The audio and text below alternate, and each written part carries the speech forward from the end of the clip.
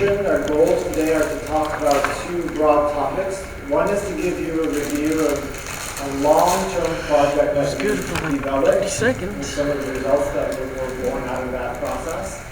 And the second is to shift and talk about effective goal setting in the ways that are useful for all of us, in the way that we need our personal lives, and then if it's relevant, the way that we interact with our students as well. So thank you all for being here. Enjoy the lunch. If you feel like asking a question, I don't want you to wait till the end. I do want this conversation to go where the conversation can go, based on your feedback and your questions throughout the whole process. So are you ready to go? Great. I've got two wires, so I feel really charged up. But let's get started. I want to give you some context in terms of why I'm here and what's been happening here for the past, I'd say, what is it, 4 years, Don? 4 years. And while, just as a spoiler alert, it might feel like at the end of it, we didn't accomplish much. I'm going to challenge us to think about what the value of the process has been, especially as it extends to not just the work that we're doing here, but at other schools who are learning from what we've done here at this school. What we were essentially charged to do with some funding that came through was to find if we can create an intervention, a psychological intervention that would help to boost student success, potentially minimize achievement gaps that exist in certain groups. Being a social psychologist by training, I'm incredibly attuned to the way that people make meaning about their lives and the way that specific interventions, when delivered at the right time, can have profound and long-standing effects. We know this from the body of literature that much of this work is based on. So what we wanted to do was to come here and create and implement one of those interventions for your students with the hope of minimizing achievement gaps in STEM courses. So what I'll be talking to you about today is sort of what that process looked like and what we found in that as part of that process. I will say that some of the skill sets that I tend to apply to this work are informed through decades of research and decades of best practices when it comes to creating what are known as wise psychological interventions. If any of you have children, for instance, you probably know that telling your kids not to do something is the best way to get them to do that thing.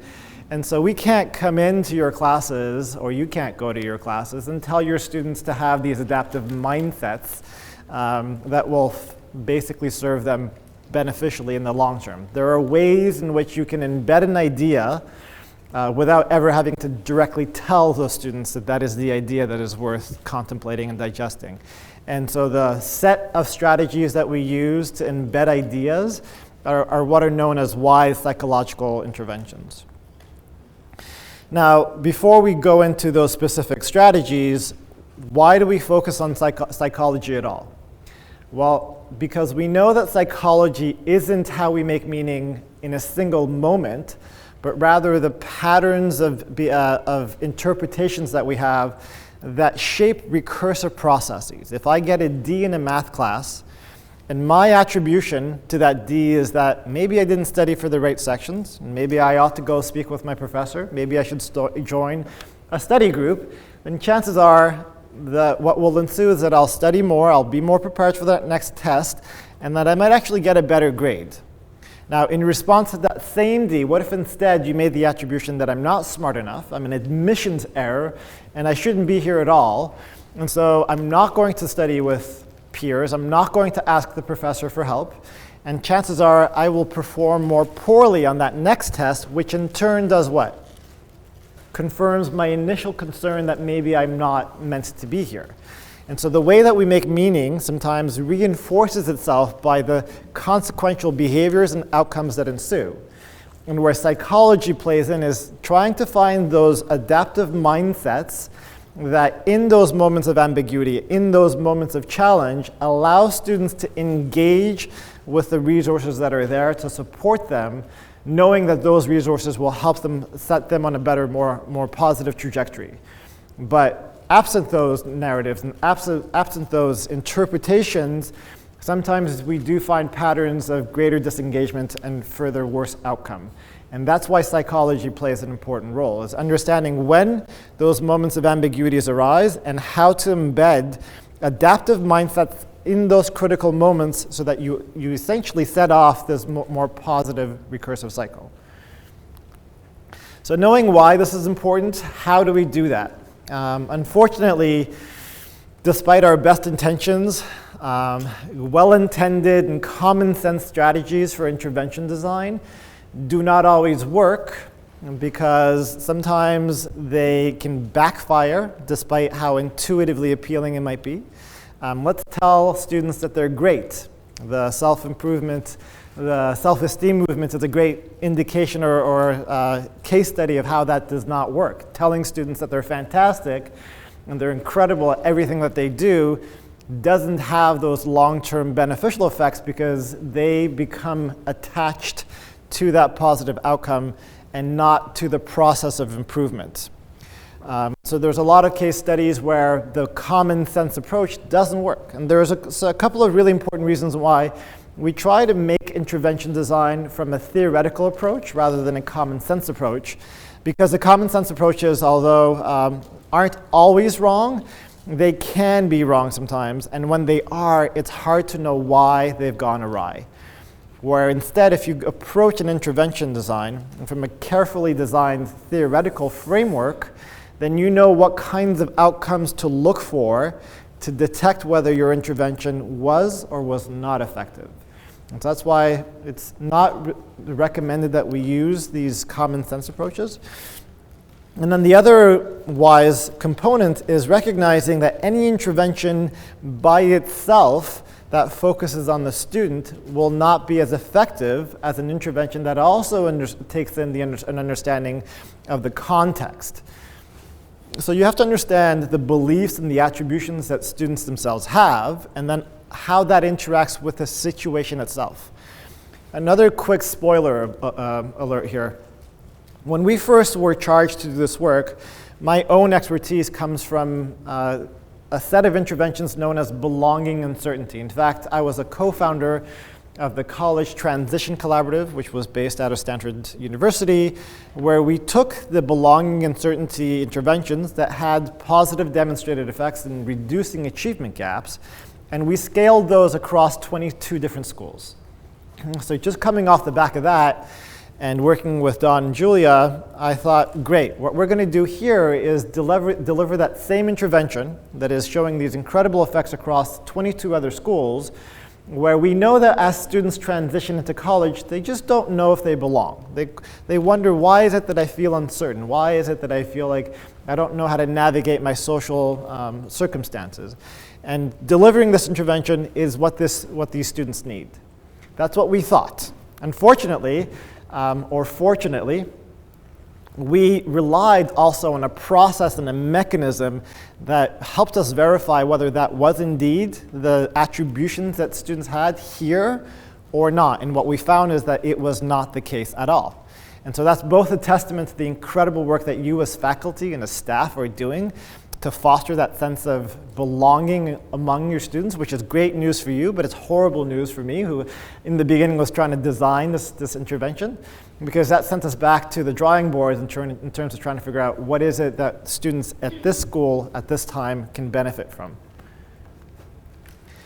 And as I mentioned, there are some strategies that really help to foster more of that internalization that can be limited when you just tell students, hey, you just need to understand that belonging uncertainty is common and that you'll get over it over time. So how do we do that? Well, we rely on this process of understanding how to tailor interventions that is at the heart of being able to do good work. And what that process looks like is a multi-phase, multi-component set of data gathering that we put into place to understand from the student's voice what challenges they're struggling with and what kinds of meanings they attribute to those challenges.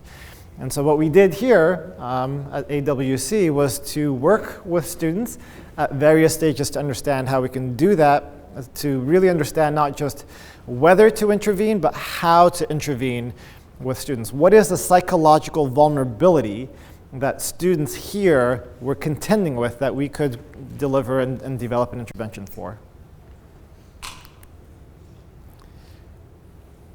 Don't do that.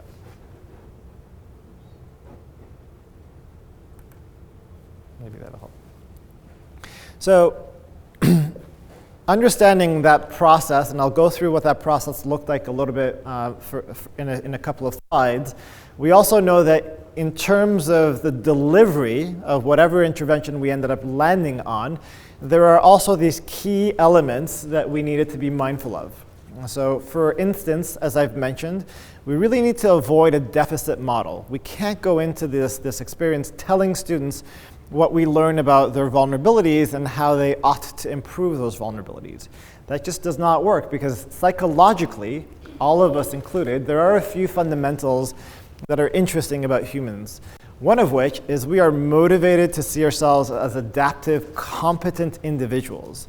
That might seem like a contradiction in education because you're there to learn to improve yourself, but it's still one of the hardwired functions that we have to operate with. And if I come in and I tell you, here are the ways that you're lacking or struggling, and then I tell you what you ought to do, that just does not work, because what you're doing is you're activating that defense mechanism that actually tells students that they need to disengage from that message rather than really absorb and apply the strategies that come with that message. The other thing that we know that helps you to internalize the message is really to place the students in the roles of benefactors rather than the beneficiaries. So when we do end up approaching students and we share the content, because ultimately we do have to get that exposure, we don't say that here's some content that we think you will benefit from. Rather, we say here's some content that we're putting together as part of our mission to better serve future cohorts of students. And what we think is that you, as the person who just transitioned, for instance, to college, or the person who is in this STEM class at this time, are the world's premier experts in that experience. So you can tell us what we need to know about what students are experiencing in this class at this time. And when you change or shift that role from the beneficiary to the benefactor, where students feel like I'm doing this not because I will benefit, but I'm doing this to help the institution and future cohorts of students, then that really shifts and reduces the defensiveness that ultimately would have limited how well they internalize that message. And then we take advantage of some, I would say, clever psychological strategies. So as I've mentioned, we have some fundamental motivations, one of which is to see ourselves as competent. The other one is to see ourselves as consistent. This is based on cognitive dissonance theory, where in the early studies, for instance, they brought in participants into the lab and they said, what I'd like you to do is on this blackboard for 20 minutes, write the same sentence over and over and over again. And they had all the participants do this. Now, before the participants left, they did one of two things. They told the participants, before you leave, by the way, there's another student in the waiting room and they're about to do the same task, but we don't want them to be discouraged about what they're about to do. So would you mind telling them that what you just did was really a lot of fun? And if you do that, we'll pay you either $1 for saying this, or in the other condition, we'll pay you $20 for saying this. So that was the only difference between the two conditions. Either half the group were told that they would get $1, and the other half was told that they would get $20 for making a small lie to the person in the waiting room. A week later, they called those same participants and they said, hey, we need more participants.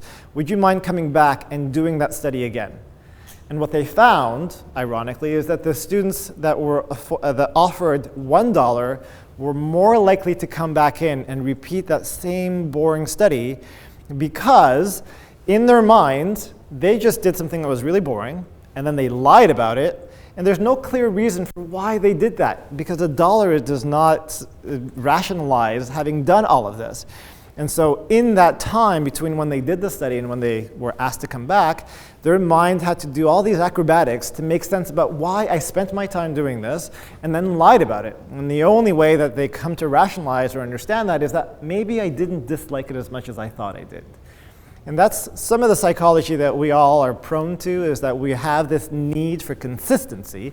And so what we do in our activities is, again, instead of telling students what they ought to know, we ask them to tell us and share with us what they think we should share with future students. And so we share with them some sample scripts of some of these adaptive mindset interventions.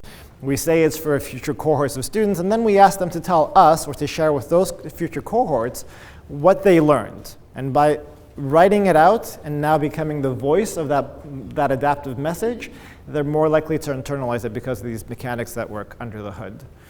And the third component is timing, knowing when the psychology is relevant so that you can time the intervention to that timing as well, are things that we're highly attuned to. Now, I promised that I would talk to you about the process, because that really is the shining star of all of this.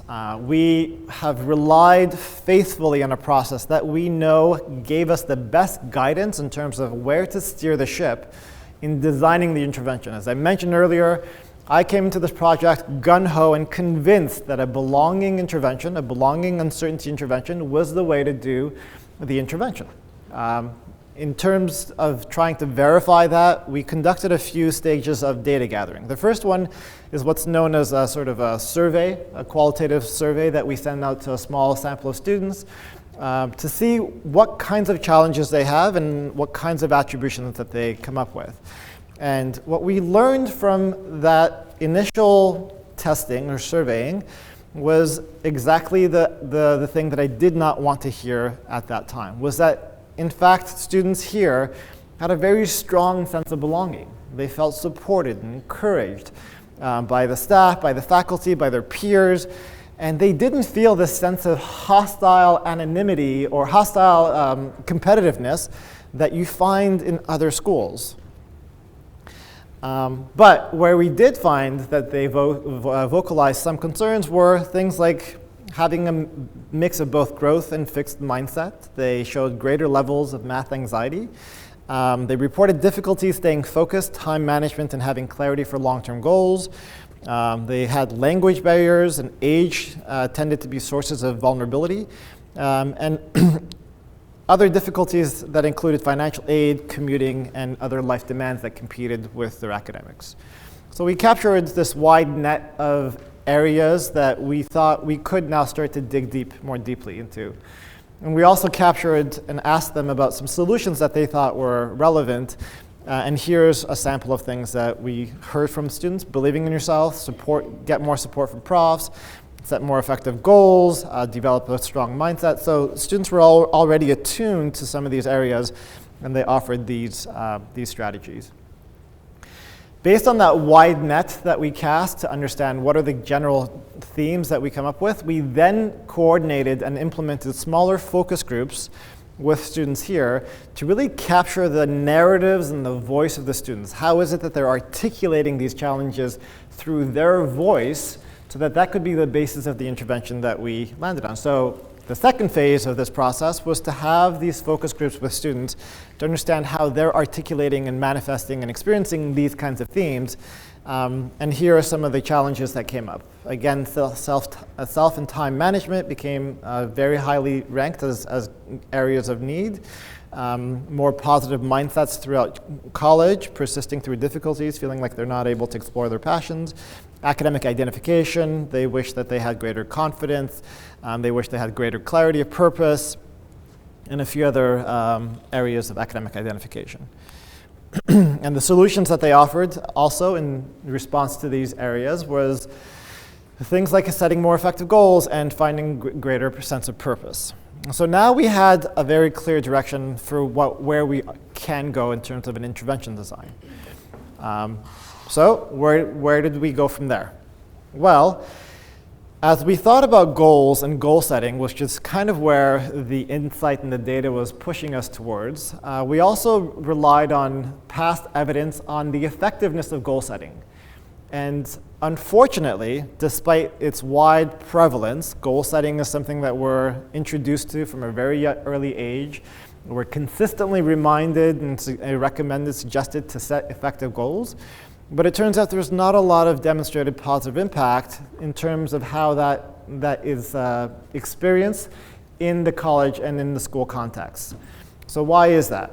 Well, we dug deep into the literature, and we generally came up with the most common strategies that I think we're all familiar with. When it comes to telling students to set goals, set SMART goals. Your goals should be specific, they should be challenging, they should be time constrained. However, when we went back to the original theorizing and the original formulations of goal setting theory, we realized that while those three components were a core component of effective goal setting, there was a fourth component that we have not heard about for many, many years. And that fourth component is that they need to be self-generated. And therein lies the irony, that we, having the best intentions for our students, are trying to encourage them to set these effective goals, and typically we nudge them to set effective academic goals, but we don't think about the ways that we allow individuals to benefit from this fourth critical component where goals ought to be self-generated. In fact, knowing this, what we wanted to do was to verify whether or not this was potentially a real issue or not. And so what we did as part of this project is we ran a quick study on Mechanical Turk, which is a panel for participants that you can access quite quickly. And we wanted to see how it is that psychologically students react, or people react, when they're told to set goals without much of that self-generation happening.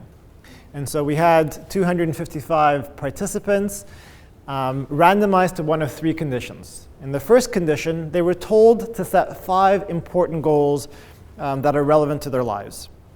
In the second condition, they were told to think about all the values of setting effective goals might have. So they weren't told to set their own goals, but just ask questions about why is it important to set goals.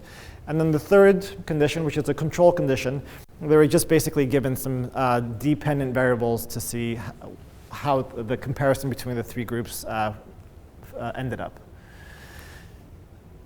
And in terms of a dependent variable, we wanted to really try to capture psychologically under the hood what was happening. And what we did was to leverage a measure of implicit attitude. And what we ended up using is what's known as a word stem completion task. And so what that is you tell students, here are some word stems, and you can complete these words in however way you see fit. Now, the theory behind this exercise is that we know that based on what constructs are activated in your mind, that you're more likely to complete the words in the ways that align with those activated constructs. So let's say you see the first word stem, blank, blank, blank, th. If you're primed to think about death, for instance, and that's what might come up. And the second one, what's the last letter of that word stem? Is it threat or something else? And so you can see that for all of these words had various ways that they could be completed. And what we wanted to see is whether or not what being assigned to one of these three conditions was more likely to activate one of these domains of threat, whether it was a self-threat or mortality salience threat or something else. And as you can see, in terms of some of the word stems that could be activating self-threat, those words are pretty harsh. There are things like tardy, lazy, dumb, crying, weak, lame, inferior, loser, fool. And we did not expect to find any effects because we just told students to think about their goals and then to fill out this word stem. But what we found, first of all, I do want to say that with the two conditions where they were asked to think about their goals, whether they listed their own goals or answered some questions about goals, there was greater goal activation in the word stem for a goal. So that was sort of a verification that this was indeed tapping into an activated construct. But when it came to activations of threat words, being told to set goals for yourself actually created more threat activation in that condition compared to the other two conditions. So telling someone that you ought to set goals aroused the self-threat. And if you think of it, it kind of makes sense, because if you tell someone that you should set goals, implicitly you're implying that they don't already have good goals. You're activating that fundamental need to see yourself as adaptive. And you're reminding them that maybe I'm not doing the things I ought to be doing. And that activates implicitly some of these threat domains that could be maladaptive. So now we had evidence to see whether or not we could mitigate this threat activation before asking students to set effective goals for themselves. And from the literature, we know that there is this body of intervention known as values affirmation, where you remind students to think about the values that are relevant and important to them, and that helps to broaden the self-construct. And so if you think that me, for instance, I'm a presenter currently. When I go home, I put on my running shoes. I think I'm a runner. I'm a father. I'm a partner. I'm a friend. And being reminded of all these different areas of self helps to buffer against the threat when I feel like I'm not doing well in one particular domain. So we knew from the literature that the values affirmations are a great way of buffering against self-threats. So we thought, why don't we do that before we ask students to set goals for themselves? And that's exactly what we did.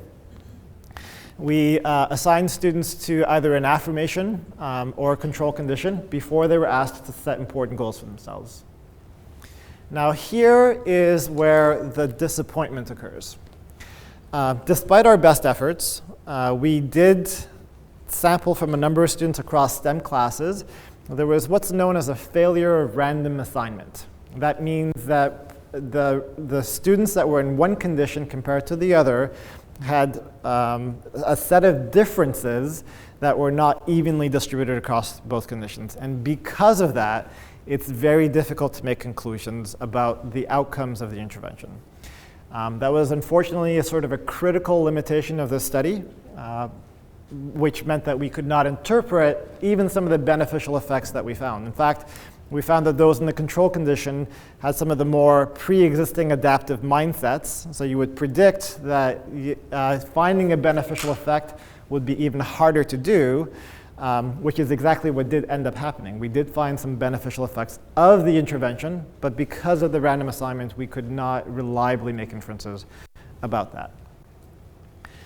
Qualitatively, though, when we asked students what they felt about being able to think about their goals and set goals, those in the combined goal setting and affirmation condition overwhelmingly said that they enjoyed the experience. So things like, it was useful because I was able to write my goals more clearly and more precisely than I would do normally. It made me think and place everything into a different perspective. It also helped me to plan out more things that I have to do in order to accomplish my goals. The survey made me actually think about the things that I want to accomplish within a year or so, which is something that has kind of just been in the back of my mind, or something I've forgotten about how hectic my life has been recently. So there is some evidence that this is having a positive effect. But the funding ended, and so we could not replicate or extend the study here at AWC. So we're leaving with a bit of a difficult situation, because we have this failure of random assignment, and we have some evidence that this is effective, but the funding has ended, so we can't continue the study. And so the question is, what do we do? My recommendations is to think about the theory that goes into effective goal setting. As you all go into your classrooms and maybe think about encouraging your students to set goals, making sure that they have the autonomy to set goals that are self-generated, and that it doesn't feel pressured or forced upon them. I would also encourage this school to potentially extend and replicate the study to see if we can have a more robust randomization that would give us the insights that we need. Now, what I will say is I tend not to get discouraged too easily. And so what I did was to take the same exact intervention that we developed here, and I shared that with another university that I work with, so Santa Fe College, which is a school that I do similar kinds of work with. I was able to, again, apply the same process, and we landed on the general same set of themes, and we replicated the same exact study there, where the randomization did not fail.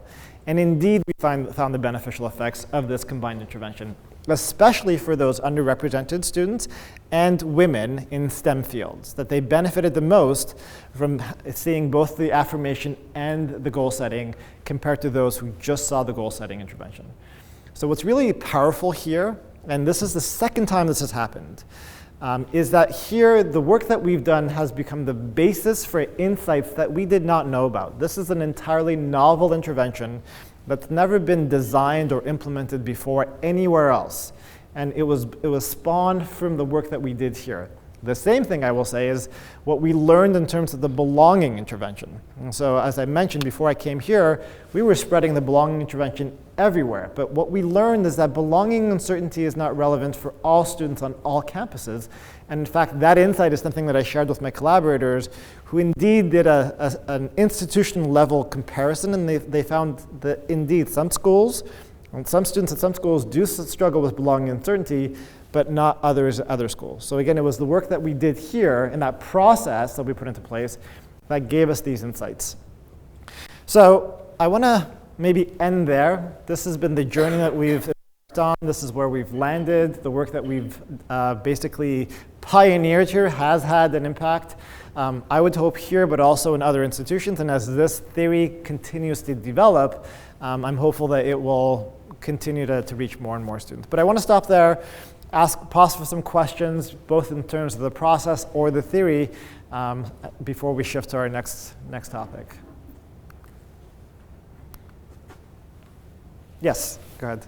Well, okay, so in the last few semesters or so, I have started being really open with the students about sort of thinking about how they go about being a student, and sharing even some of the research with them. This is what we know about how we learn and so forth, and then sort of then trying to pursue some in-class activities to help them do some different things. And so I'm not being sneaky about it. I'm like, here's what we know about sleep and study. Here's what we know about this and that and the other and study. And then let's look at this. And, it's sort of like the last third of my class has to do with that sort of thing. So is that an okay approach? Yeah. Or should I be sneaky about it and not let them know? I mean, I'm a little unsure now. Yeah, great question. And there's definitely an art to this. The principle that is founded on is known as the minimally sufficient principle. And we'll actually talk about that in the next topic that I'll be covering. And essentially, it comes back to this fundamental need to see yourself as competent. And so whenever you externalize the reward or punishments to such a severe degree, then you are robbing individuals of that intrinsic motivation that allows them to have the free choice to continue and internalize that message. So as you're thinking about your work, are you attaching their product and their process to grades to such a strong extent that that's all they see as being the value? Or are you giving them the freedoms to really digest the information and be able to make it their own? Are you able to ask questions that invite their perspective that allows them to internalize what they share with you and with the rest of the class? And so those are ways and mechanisms that you can instill autonomy. You can instill that sense of ownership in the ideas in a way that doesn't rob them of the intrinsic motivation that you're going after. And I think with goal setting, because we've sort of all realized that it's such a powerful strategy, and it is one of the best strategies that we can employ to improve our productivity, that we push it a little bit too hard and we don't allow for the affordance of those goals being self-generated and self-relevant. I'll give you an example of a common complaint I hear about from especially the K-12 teachers I work with.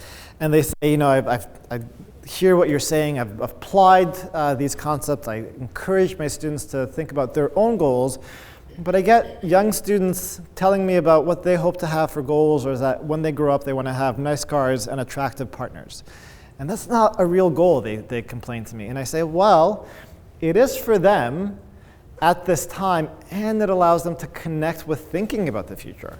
And it allows them to sort of get warmed up with this process of goal setting. And if that's the path they need to take to start learning about this process of goal setting, then so be it. So I think as you look at the goals that students are volunteering, being aware and mindful of the judgments and the feedback that you give in terms of what is the right goal or not.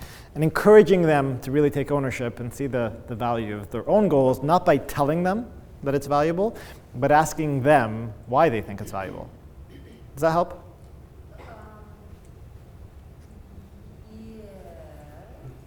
Yeah. I mean, what I think I just heard you say was it's okay if I tell them as long as I follow it up with opportunities for them to do some self-exploration so that they can kind of reach those understandings on their own. Yeah, yes, and there's a lot, again, there's so many ways in which you can be flexible with every stage of this work. So, for instance, you just said, I can tell them why it's beneficial. Well, what if you ask them why they think it's beneficial? Right? Because now you're sort of getting them to articulate why they think goal setting might be beneficial and relevant in their own lives. And by allowing them to be a partner, a co-collaborator in that curriculum, then you're able to foster more of that internalization. And when it comes to goal setting, and we'll talk about this again in the next session here, it really does touch on some pretty primal psychology. We live in a culture where there's this implicit expectation that if you don't have goals, that's a reflection of the quality of the kind of character that you have, or the quality of the kind of person that you are. And so if you ask someone, do you have goals, the reactive response is, yes, of course I have goals. All the while, internally, there's a lot of anxiety about, maybe I don't have clear goals, and what does that mean about me, and what does this person think about me? That comes from the culture that we live in, that there is this model where your value is attached to how aspirational you claim to be and how productive you are. And these are sort of cultural forces that we all have to navigate. And there are challenges too, and we can go into how to mitigate those later as well. One more question that's Sure. associated. One of the things that I do is, like, I will ask them to write down on a piece of paper what they're trying to accomplish with the class, and then we'll have a class discussion about the importance of the topic and what they think makes it important, and blah, blah, blah, and what kinds of things we might find important, blah, blah, blah, blah, blah. And then I say, revisit your thing, and everyone spend 5 minutes revising if you want to. Mm-hmm. And then we talk about whether they revise their prior statement, etc. But I don't read those things. Okay. And so because I'm thinking they'll be more at ease with this sort of very personal stuff if I don't read it, but am I missing some really uber important assessment opportunity by saying, okay, fold that up and stick it in your notebook and look at it as we go through the semester, and I'm never ever going to read it? Yeah. What I'm hoping is that they'll be more honest, but of course I never know because I don't read it. Yeah. Is that a bad idea, Yeah. a good idea, or do you have no idea and I'm asking you questions you cannot answer? Yeah, well, you're asking questions that I wish I could draw on research and empirical data from, so I'm sort of stretching here as I offer these questions. And if others have thoughts, I'd love to hear those as well.